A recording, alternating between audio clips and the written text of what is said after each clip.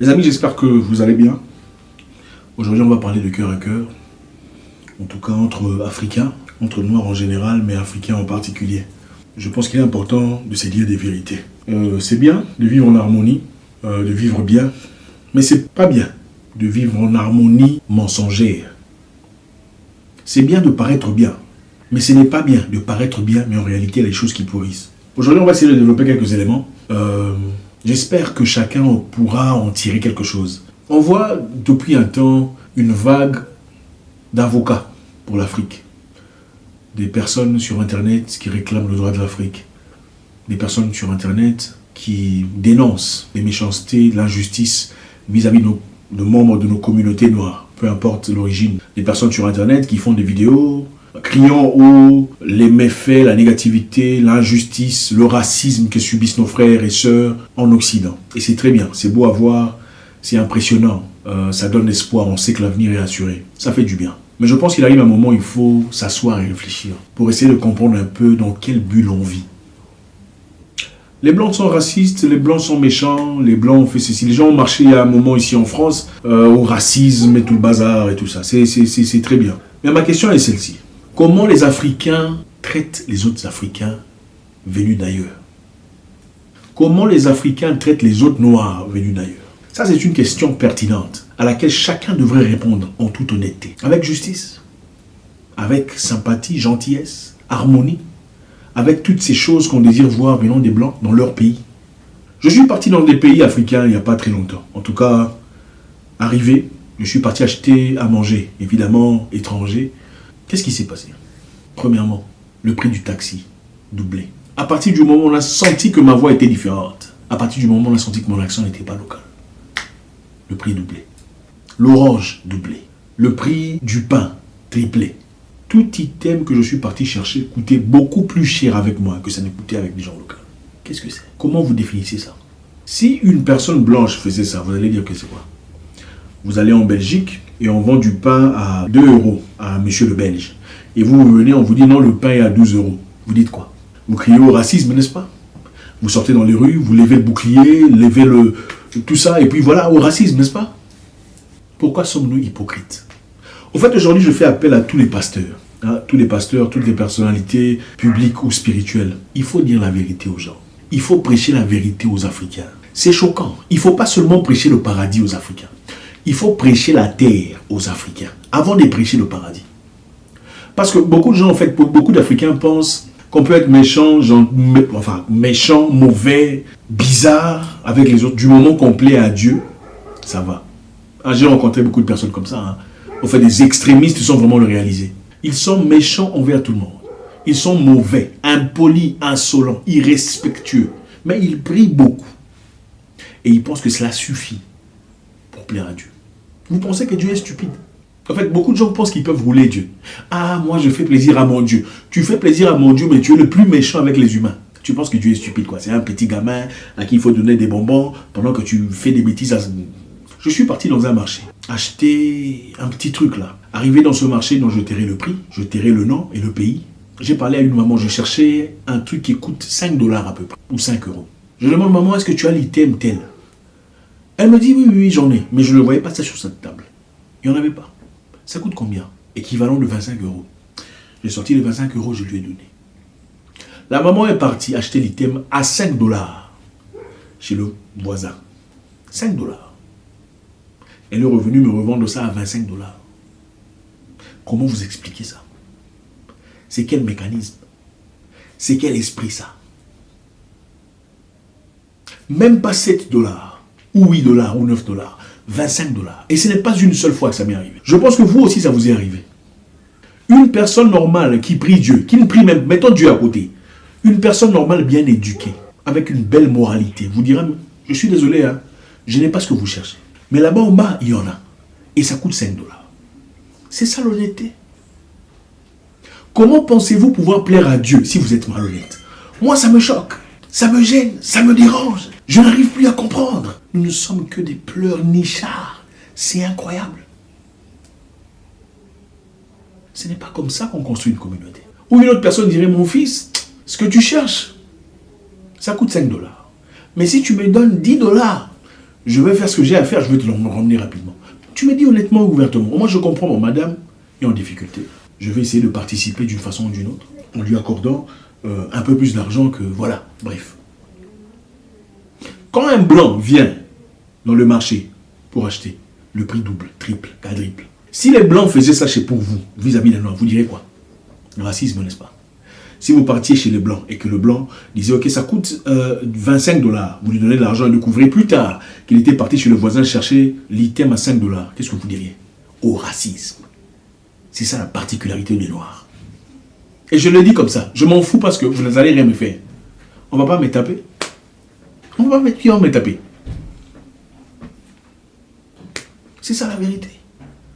Hypocrisie. Dieu, Dieu, Dieu, du matin au soir, Dieu. Il n'y a pas Dieu en Afrique. Il n'y a pas Dieu en Afrique. Dieu, Dieu. Ce n'est pas possible qu'il existe un Dieu dans un continent où les gens souffrent. Les gens sont malades. Les gens sont opprimés, oppressés, en pauvreté. C'est incroyable. Ça me dépasse. Dieu est le Dieu des pauvres. Dieu est-il le Dieu des pauvres? Parce que, non, laissez-moi parler de Dieu parce que les gens, c'est qu'en Afrique, on se cache derrière Dieu. Donc Dieu, c'est le Dieu des pauvres, quoi. Pourtant, les Blancs, apparemment, beaucoup sont athées. Ils prient autre chose. Mais le pain de 2 € coûte 2 € pour le Flamand et 2 € pour toi, un Zimbabwéen, ou un Camerounais, un Congolais, un Rwandais. Il n'y a pas 10 € pour les étrangers. Beaucoup diront ici, oh non, c'est à cause de la pauvreté. Et vous verrez des afrophiles vous sortir des idées dans le genre. La raison pour laquelle les Africains font ça, c'est parce qu'ils vivent dans la pauvreté, c'est la misère. Ils font ça à cause des difficultés qu'ils vivent. C'est du n'importe quoi. C'est du n'importe quoi. Je suis parti en Turkménistan pendant un temps. J'ai acheté à manger, j'ai acheté plein d'histoires. J'ai acheté du pain au même prix que les locaux. J'ai acheté l'huile au même prix que les locaux. Le transport au même prix que les locaux. Les habits au même prix que les locaux. Je suis parti dans un pays voisin, choquant, en Afrique. Comment vous expliquez ça? Si vous êtes pasteur, imam ou peu importe, cette semaine, s'il vous plaît, prêchez la bonne moralité aux gens. Vous pouvez prier comme vous voulez. Crier, jeûner, faire ce que vous voulez comme sacrifice. Si vous n'avez pas une base de bonne moralité, vous priez dans le vent. La société ne peut pas avancer dans la bassesse d'esprit. Et la bassesse d'esprit, c'est penser pouvoir profiter de l'autre, de son semblable. Les gens pleurnichent ici disant racisme, racisme. Attendez un peu. Quand un Gabonais prend un avion pour aller épouser une Sénégalaise, qu'est-ce qu'on dit? Non, soyons honnêtes. Qu'est-ce qu'on dit? Ou un Congolais va épouser une Camerounaise. Ou, en tout cas pour la majorité. Je ne parle pas ici d'un Congolais riche partant épouser une Camerounaise. Ou d'un Camerounais riche épousant une Sénégalaise. Je parle d'un monsieur normal qui va chercher une fille dans un pays voisin. Qu'est-ce qu'on dit? Qu'est-ce qu'on dit? Ah, toi dans tous les pays ici, tu n'as pas vu d'homme. L'homme, c'est seulement celui-là. Pourquoi tu ne choisis pas ici, n'est-ce pas? Ainsi de suite. Même chez l'homme, on dit pourquoi tu n'as pas trouvé une femme ici, n'est-ce pas? Ce n'est pas du racisme, ça. Si un blanc le faisait, vous direz quoi? La famille du blanc est raciste. On ne veut pas de moi, ils sont racistes, n'est-ce pas? N'est-ce pas ce que vous faites? Mais paradoxalement, quand c'est un blanc qui quitte l'Europe pour venir épouser en Afrique, là, il n'y a pas de problème. Là, personne ne dit que tous les hommes qui sont ici, tu n'as pas vu. Tu vas seulement chercher un monsieur de la Tanzanie ou de la Côte d'Ivoire. Non, là ce n'est pas un problème. Quand c'est un blanc, ce n'est pas un problème. Mais quand c'est un noir, là, il faut dire qu'est-ce qu'il fait dans la vie? Pourquoi seulement lui, n'est-ce pas? C'est triste pour une société qui aspire à avancer et progresser. Regardez, on ne peut pas seulement vivre des bonbons et des chocolats et des crèmes glacées. Les bonbons, les chocolats et les crèmes glacées sont les vidéos que vous écoutez là où on se bat pour les raisons de l'Afrique, on se bat pour les intérêts des Africains. C'est bien de se battre pour les intérêts des Africains. Mais il faut remettre les Africains en question. Il faut placer l'Africain devant un miroir pour qu'il se regarde. C'est bien de combattre, oh non, racisme, oh tout ça là. Il faut arrêter ça. Il arrive un moment donné, il faut rentrer chez vous. C'est chez autrui. Toi, tu vas chez les gens pour les pleurnicher. Oh non, on ne me traite pas bien. Hé, calarisme. Oh, on a fait une fête. On n'a pas accepté les Noirs. Mais pourquoi on vous refuse? Il faut vous poser la question. On ne chasse pas les Indiens. J'ai vu une vidéo là, on a chassé les Noirs. Enfin, une vidéo où on a organisé une fête, mais les Noirs n'étaient pas autorisés. Le DJ était noir, les sorteurs noirs, mais on ne voulait pas des Noirs dans la fête. On a fait des vidéos. Oh, racisme, racisme. Mais attendez, pourquoi on accepte les Indiens? Pourquoi on accepte les Asiatiques, on ne veut pas des Noirs? Il faut se poser la question. Si tu ne respectes pas ton frère, tu ne respectes pas les Noirs, ta propre culture, comment peux-tu t'attendre à ce que les Blancs ou l'Europe, l'Occident te respectent? Ça n'a aucun sens. Si tu ne montres pas l'amour, tu ne fais pas preuve de compassion à l'égard des difficultés que vivent vos frères, en tout cas de couleur, parce que votre frère là, votre frère, c'est des mensonges, on sait déjà. À quoi vous attendez-vous? Est-ce que vous réalisez qu'en Inde, on vous bat? Au Liban, on nous jette par-dessus des histoires, on maltraite les filles qui vont là-bas. Aux États-Unis, les Noirs. Pourquoi on ne fait pas ça des autres races? Vous êtes-vous déjà posé la question?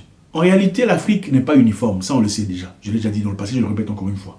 L'Afrique francophone vit des problèmes particuliers à l'Afrique francophone. La sournoiserie, la méchanceté, la jalousie, le désir de voir ceux qui progressent tomber. Ça c'est ce qui me choque le plus. Au fait, quand quelqu'un progresse, on essaie de voir les lacunes, les défauts, les défaillances. Si on n'a pas, on l'ignore totalement. Et on attend une opportunité où il y a un truc ambigu pour venir le bombarder, l'asseoir. Contrairement à l'Afrique anglophone, qui même s'il a des défauts, en tout cas d'une certaine façon, essaie de propulser les autres. C'est quoi le problème? À un moment donné, il faut se taire et se regarder en face. L'Afrique n'évolue pas, c'est à cause de nos gouvernements. Et ceux qui font partie du gouvernement sont vos frères, vos oncles, vos pères. Ce ne sont pas les étrangers.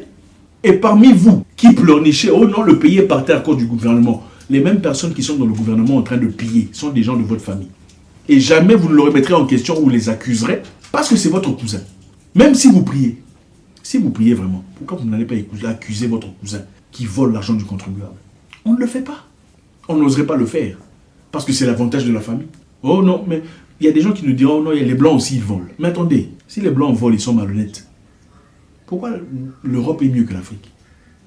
En tout cas, dans beaucoup de sens. Il ne faut pas venir me dire, oh, des minéraux, tout ça, toutes vos rêveries là. Palpablement, pratiquement. Pourquoi vivez-vous en Europe si l'Afrique est meilleure que l'Europe? Vous êtes en Europe, rentrez chez vous. Vous pleurnichez le racisme. Il faut rentrer les construire chez vous.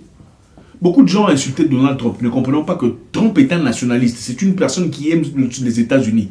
Et puis ne lui dites pas que les États-Unis ne lui appartiennent pas. Même si ça ne lui appartient pas. Ses grands-parents ont conquis les États-Unis. Ils sont américains, ils veulent garder leur culture. Ils ne veulent pas de vous. Ce n'est pas par méchanceté. Rentrez chez vous, améliorez chez vous. On n'est pas capable de faire ça. On est incapable de faire ça. Qu'est-ce qu'on fait le mieux? Se plaindre et critiquer, c'est tout ce qu'on fait. Je vous vois déjà critiquer cette vidéo. On n'aime jamais se remettre en question. Rentrez en Afrique, on va construire l'Afrique. Rentrez en Afrique, on va construire l'Afrique. On va dénoncer tous ces membres du gouvernement, vos pères, vos oncles, vos cousins qui volent. On va les dénoncer. Vous ne voulez pas ça, n'est-ce pas? On ne veut pas de ça. Cher pasteur, cher imam, prêchez la vérité aux gens. Que l'homme noir arrête d'être malhonnête. Je répète, l'homme noir arrête d'être malhonnête. Pour répéter ma preuve, si je vais dans un pays étranger, on me vend des histoires au même prix que les locaux. Quand je vais dans votre pays à vous, le taxi triplé, quadruplé, vous le savez. Arrêtons d'être malhonnêtes. La corruption, on a vendu l'Afrique par corruption. Le besoin essentiel de vivre, de surplomber les autres, de construire cette vie-là. Qui a besoin de cette vie-là? Vous allez vivre dans cette vie-là pendant qu'il y a des gens qui périssent, qui vivent dans la misère, la galère, la prière devant vous. On ne peut pas continuer comme ça.